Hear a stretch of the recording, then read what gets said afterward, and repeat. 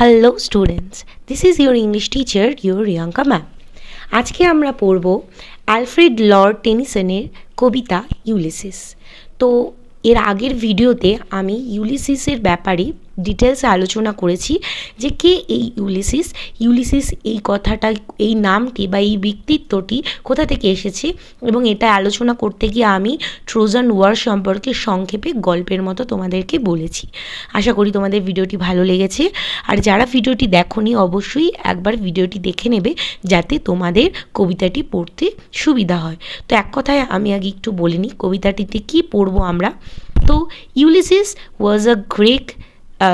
was a great Greek hero. He was adventurous by nature. After more than 20 years, he came back home, Ithaca, but still he was missing his adventurous life. He found himself as an idle king, dull and do-for-nothing person with his family. His wife was Penelope and son is Telemachus. Years later, he became sick of dull life at home and was yearning to go for a new adventurous journey again till his last breath. Pursuing the knowledge, he wanted to make his life spicy and daring. The hazards and challenges of life gave him pleasure actually. So, এই Ulysses কবিতাটি, Ulysses হলো একজন মহান Greek hero যাকে আমরা Trojan ওয়ারে তার ভূমিকা দেখতে পাই, এবং তার স্বভাবটা, তিনি ছিলেন খুবই অ্যাডভেঞ্চার প্রেমী, ঠিক আছে, জ্ঞান আহরণ করাই তার স্বভাব। তো তিনি যখন 20 বছর পর আর কি তিনি বাড়ি ফিরছেন ইথাকাতে তার ফ্যামিলির কাছে, বউ পেনিলোপ এবং ছেলে পুত্র টেলিমেকাসের কাছে, কিন্তু সেখানে গিয়ে তিনি তার ওই সাংসারিক জীবনটা, তার বৈবাহিক জীবনে তিনি যখন বৃদ্ধ অবস্থায় ফিরে যাচ্ছেন তখনও সেই জীবনটা তার কাছে খুবই ডাল এবং নিজেকে খুবই গুড ফর নাথিং মনে হচ্ছিল তার।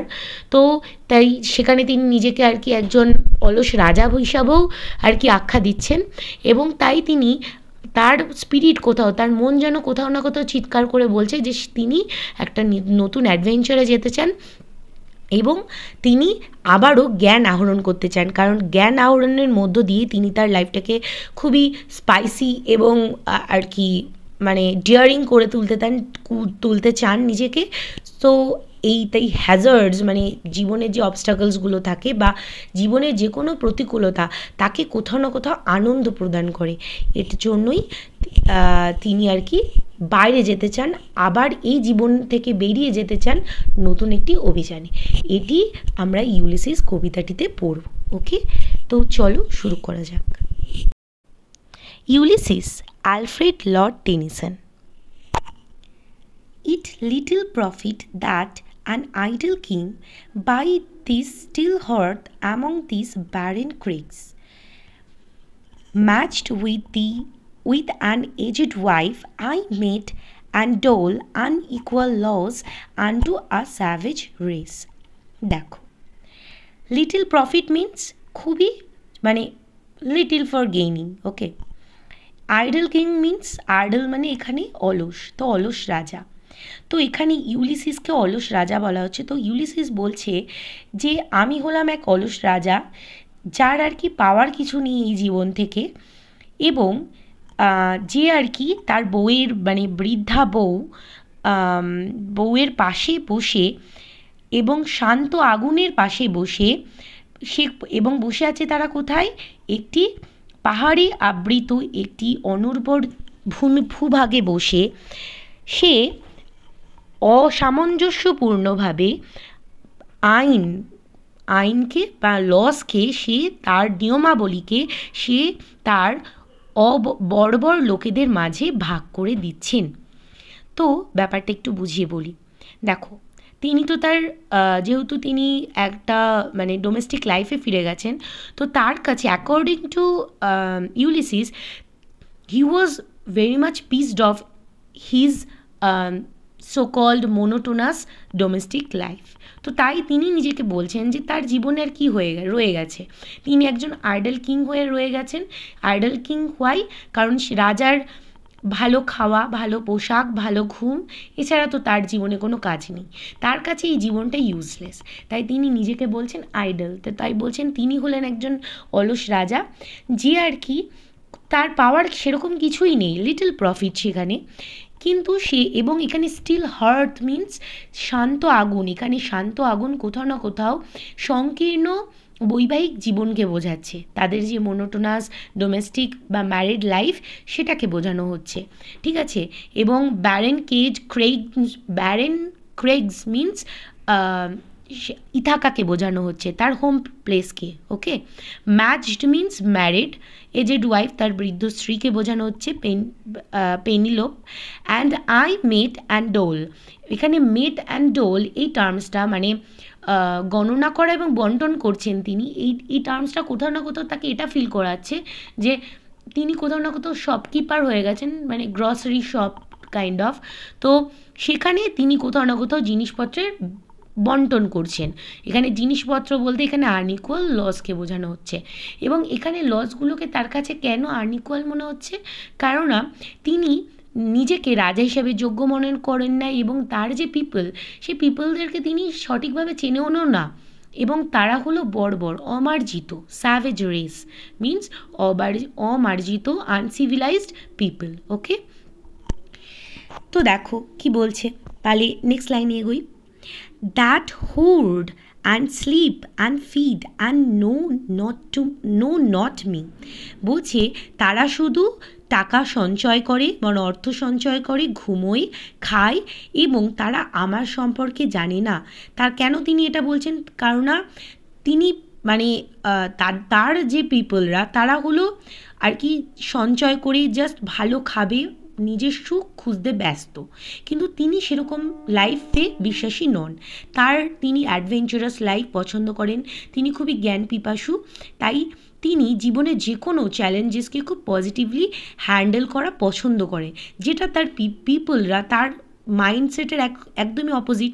তাই জন্য তিনি বলছেন তারা আমাকে জানে না, তারা আমার বীরত্ব সম্পর্কে জানে না, তারা আমার ক্যাপাবিলিটি জানে না, okay. I can not rest from travel, আমি এই যে আমার জীবনের যে অভিযান বা এই যে রোমাঞ্চ অ্যাডভেঞ্চার, এটা থেকে আমি বিরত থাকতে পারি না। I will drink life to the less, আমি জীবনের শেষ বিন্দু অবধি উপভোগ করে যেতে চাই। এখানে দেখো কি বলছে জীবনের তিনি মানে লাইফকে এখানে কোথাও না কোথাও তিনি একটা পেয়ালার সাথে তুলনা করছেন, যেখানে শেষ ড্রিঙ্কিং ওয়াটার, শেষ বিন্দু অবধি তিনি তার স্বাদ গ্রহণ করতে চান। তাই তিনি বলছেন জীবনের শেষ বিন্দু অবধি তার স্বাদ আস্বাদন করতে চান। I will drink all Times I have enjoyed greatly, আমি প্রত্যেকটা মুহূর্ত আমি খুব ভালোভাবে উপভোগ করেছি, আনন্দের সাথে উপভোগ করেছি। হ্যাভ সাফার্ড গ্রেটলি, অনেক ভুগেওছি, ঠিক আছে। মানে এখানে তিনি তার জীবনের অভিজ্ঞতাগুলো বোঝাচ্ছেন, যেখানে তিনি কোথাও না কোথাও হ্যাপি টাইম স্পেন্ড করেছেন, কোথাও না কোথাও তিনি অনেক প্রবলেমসের সম্মুখীন হয়েছেন, যখন তিনি যুদ্ধ করেছেন, এবং তারপরেও 10 বছরে তিনি যখন বিভিন্ন আইল্যান্ডে গেছেন, সেখানে বিভিন্ন প্রতিকূল পরিবেশে তিনি অনেক সাফার করেছেন, সেই টাইমের কথা এখানে বলছেন। বোথ উইথ দোজ, প্রতিটা ক্ষেত্রেই, মানে good times and bad times, দুই ক্ষেত্রেই, that loved me and alone, কোথাও না কোথাও তিনি তার সঙ্গীদের সাথে, লাভড মি মানে তাদের সাথে তিনি তখন ছিলেন যারা তাকে ভালোবাসত, অথবা তিনি একাই সেই মুহূর্তটাকে ফেস করেছেন, ঠিক আছে। অন শোর মানে সমুদ্রের কথা বলছে, তো বলছে সি শোর মানে সমুদ্র, তিনি একাকী এই জিনিসগুলো উপভোগ করেছেন, যাই করেছেন এনজয় করেছেন। When through scudding drifts the rainy Hyades vexed the dim sea, দেখো কি বলছে যখন তিনি আর কি মানে এখানে সেই প্রতিকূলতার কথা বলছে, যখন আর কি স্কার্ডিং ড্রিপস মিন্স কি, মানে মেঘেরা যখন জমায়েত হয় সেটাকে কথা বলছে, ড্রিফটস, স্কার্ডিং ড্রিফটস, ওকে। তো বলছে মেঘেরা যখন জমায়েত হয়ে প্রবল বর্ষণ হয়েছে, সেই সময় মানে সমুদ্রে যখন উত্তাল সমুদ্রের প্রবল বর্ষণ, সেই সময়টাকেও আমি একা উপভোগ করেছি, ঠিক আছে। এখানে একটা কথা বলে রাখি, এই যে হায়ার্ডস, এটা একটা মানে মিথোলজিক্যাল টার্ম। তো হায়ার্ডস অ্যাকচুয়ালি মানে এরা হলো টাইটান অ্যাটলাসের এরা হলো 7 সিস্টার্স, যাদেরকে আর কি হায়ার্ডস বলা হচ্ছে। তো তারা তাদের ভাই হায়াসকে হারিয়ে মানে কোনো কারণবশত হায়াসের যখন মৃত্যু হয়, এই 7 সিস্টার্স তার মানে টাইটান অ্যাটলাসের যে টাইটান অ্যাটলাসের যে 7 জন কন্যা, তার 7 জন কন্যা তখন তাদের ভাইয়ের মৃত্যুতে প্রবল কাঁদে, এবং তখন জিউস তিনি আর কি তাদেরকে স্টারে রূপান্তরিত করে দেয় সেই শোকাহত বোনেদের, এবং তাদের সেই শোকাহত বোনেদের কান্নাই এখানে মানে, এবং এই যে নক্ষত্রের যে শেপটা, এটা অ্যাকচুয়ালি ভি শেপের হয়, যারা আর কি নক্ষত্রপুঞ্জের ওপরে অবস্থান করে, ঠিক আছে। এবং তারা কোথাও না কোথাও প্রবল উত্তাল আবহাওয়ার পূর্বাভাস বহন করে। তো দেখো কি বলছে,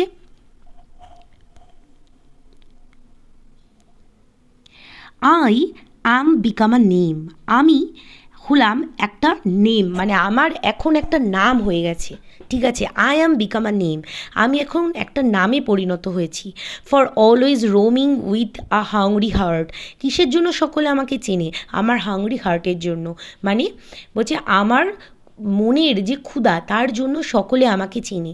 এখানে হাংরি মানে he was very much hungry about what, about adventure, ঠিক আছে।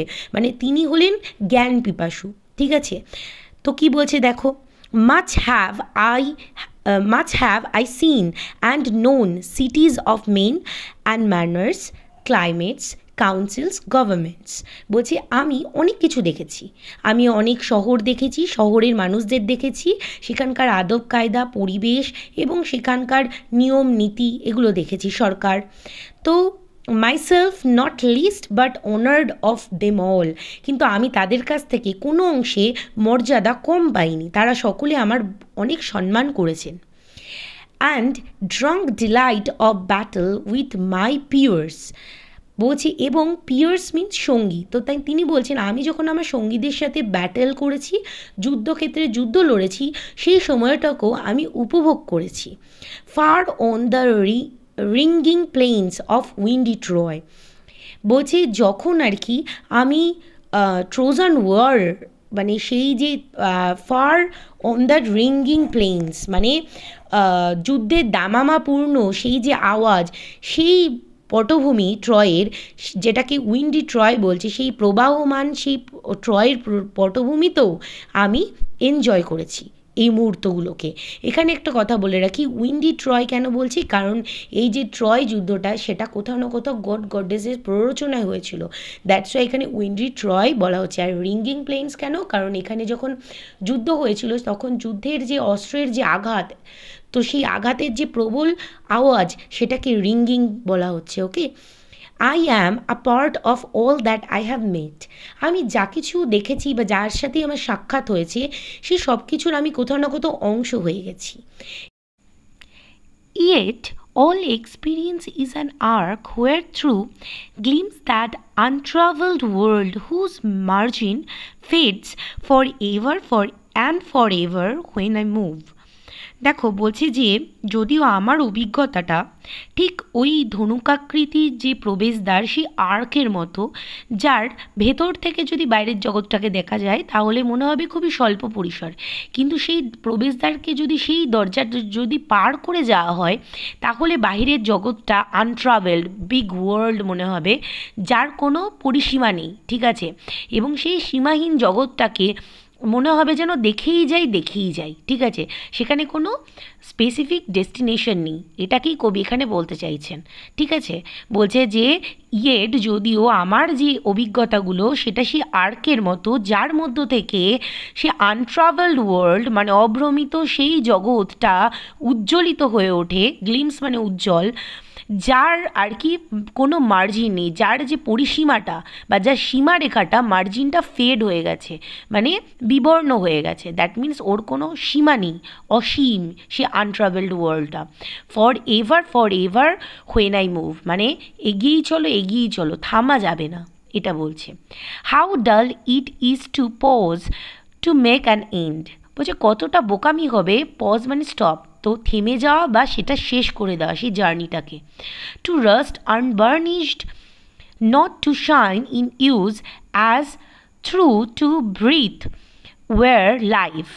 তো দেখো কি বলছে, বলছে যে জীবনটাকে যদি জাস্ট শ্বাস নেওয়ার জন্যই, শ্বাস নেওয়াটাই মানে যদি জীবন হয়ে থাকে, তাহলে সেই জীবনটা ঠিক জং জমে যাওয়া মানে মরচে পড়ে যাওয়া একটা চাকচিক্যহীন তলোয়ারের মতনই মনে হবে। এখানে আনবার্নিশড মিনস চাকচিক্য যার হারিয়ে গেছে, এবং রাস্ট মানে হলো মরচে পড়া, ঠিক আছে। তো এখানে একটা তলোয়ারের কথা বলা হচ্ছে, সেই জংপূর্ণ চাকচিক্যহীন উজ্জ্বলতাহীন ইউজলেস সেই তলোয়ারটার সাথে লাইফকে তুলনা করা হচ্ছে, যদি সেই লাইফের তুলনা করা হচ্ছে যেই লাইফে কোনো অ্যাডভেঞ্চার নেই, জাস্ট ব্রিদ নিচ্ছে, খাচ্ছে, সঞ্চয় করছে, দ্যাটস ইট। লাইফে কোনো অ্যাডভেঞ্চার নেই, লাইফে কোনো জ্ঞানের কোনো রকম আকাঙ্ক্ষা নেই, সেই জীবনটাকে উনি এখানে বলতে চাইছেন। লাইফ পাইলড অন লাইফ, বলছে জীবন যদি মানে লাইফ মানে জীবনের উপর জীবন যদি তাকে সুযোগ দেয় বাঁচার, সেইটাকে সেই জীবনটাকে উপভোগ করার, ওয়ার অল টু লিটিল, সেই শত জীবনও তার কাছে খুবই ক্ষুদ্র হবে। কিসের জন্য? অ্যাডভেঞ্চারকে উপভোগ করার জন্য, ঠিক আছে, জীবনের রহস্যগুলোকে উন্মোচন করার জন্য। And of one to me little remains, এবং আমার কাছে যে জীবনটা রয়েছে সেটা তো খুবই ক্ষুদ্র। কেন বলছে? কারণ তিনি তো বৃদ্ধ অবস্থায় উপনীত হয়েছেন এখন, তো তার কাছে সময় খুবই কম। But every hour is saved from the eternal silence. তো দেখো কি বলছে, বলছে প্রত্যেকটা মুহূর্ত, প্রত্যেকটা ঘন্টা, প্রত্যেকটা সময় আমি বাঁচিয়েছি, সিকিওর করেছি মৃত্যুর হাত থেকে, ঠিক আছে। মানে এত লড়াই করেছি, অ্যাডভেঞ্চার করেছি, সেখান থেকে নিজের প্রাণকে ফিরিয়ে এনেছি শুধুমাত্র মৃত্যু থেকে নিজের এই দামি সময়টাকে বাঁচানোর জন্য। এখানে ইটার্নাল সাইলেন্স মিন্স চিরতরের শান্তি, দ্যাট মিন্স ডেথকে বোঝানো হচ্ছে। Something more and something more a bringer of new things। বলছে কিসের জন্য এইসব, কিসের জন্য, কিসের জন্য সময়টাকে বাঁচিয়েছি? কোনো নতুন কিছু জানার জন্য, নতুন কিছু খোঁজার জন্য, নতুন কিছুর আবিষ্কারের জন্য। And vile it were for some 3 sons to store and hoard myself. এবার বলছে সব কিছু ফালতু হয়ে যাবে, ভাইল ইট ওয়ার্স মানে এটা জঘন্যতম ব্যাপার হয়ে যাবে যদি আমি 3 sons মানে 3টে বছরকে বোঝানো হচ্ছে, ঠিক আছে। তো বলছে যে পৃথিবীর যে সূর্যের চারিদিকে আর কি পাক খাওয়া, সেই টাইমটাকে বোঝানো হচ্ছে, ঠিক আছে। তাই জন্য 3 sons মিন্স মানে 3টে বছর। তাই বলছে 3টে বছর যদি আমি এই হোর্ড মাই সেলস মানে নিজেকে খাওয়া বা মানে সরি কী বলছি, নিজের আর কি মানে খাওয়া দাওয়ার মধ্য থেকেই আর কি নিজের জীবনটাকে কাটিয়ে দেওয়া, ঠিক আছে। তাই বলছে যদি শুধুমাত্র নিজেকে খাওয়ানোর জন্যই আমি যদি 3টে বছর আর কি সময়টা নষ্ট করে দিই, তাহলেই এটা একটা জঘন্যতম ব্যাপার হয়ে যাবে। And this grey spirit yearning in desire. তো বলছে এই যে মানে আমার যে আর কি এই যে মনের যে আর কি ধূসর মনের এই যে চিৎকার দিয়ে এই যে আকাঙ্ক্ষাটা, ঠিক আছে, to follow knowledge like a sinking star. মানে কিসের আকাঙ্ক্ষা এটা? এটা হলো দিগন্তে ডুবে যাওয়া স্টারের মতো জ্ঞানকে অনুসন্ধান করার আকাঙ্ক্ষাকে এখানে বোঝানো হচ্ছে, ঠিক আছে। Beyond the utmost bound of human thought, যেটা আর কি মানুষের ভাবনা চিন্তার বাইরে। ওকে, তো এখানে গ্রে স্পিরিট কেন বলা হচ্ছে? বিকজ তিনি একটা আগেই বলেছি তিনি একটা বয়সে উপনীত হয়েছেন যেখানে তার কাছে সময় কম, দ্যাটস ওয়াই এখানে গ্রে স্পিরিট। ওকে, এবং সেটা চিৎকার করছে কেন? Because he was very much disappointed through his monotonous domestic life, so that's why he came out from there and want to explore himself within the nature, within with new adventures also. Okay, so এখানে এই জন্য তিনি এই কথাগুলো এখানে বলছেন। ওকে, এবার এই ভিডিওটা আমি এখানেই শেষ করছি। পোয়েমের বাকি পার্টটুক আমরা নেক্সট পার্টে তোমরা আমার নেক্সট ভিডিওতে তোমরা পেয়ে যাবে। আজকের জন্য এইটুকুই। আশা করি এই লাইনে কোথাও কোনো রকম প্রবলেম নেই। এত অবধি। যদি কোনো রকম তোমাদের কোনো টার্মস বা কোনো লাইনে কোনো কনফিউশনস থাকে তাহলে অবশ্যই কমেন্ট সেকশনে কমেন্ট করবে, আমাকে বলবে, আমি সেই জায়গাটুক আবার বুঝিয়ে দেবো। এবং যদি ভিডিওটি তোমাদের ভালো লেগে থাকে অবশ্যই লাইক করবে, শেয়ার করবে এবং আমার ভিডিওটি সবার আগে পাওয়ার জন্য অবশ্যই আমার চ্যানেলটিকে সাবস্ক্রাইব করবে এবং বেল আইকনটি প্রেস করতে ভুলবে না। তো আজকের জন্য টাটা, সবাই ভালো থেকো।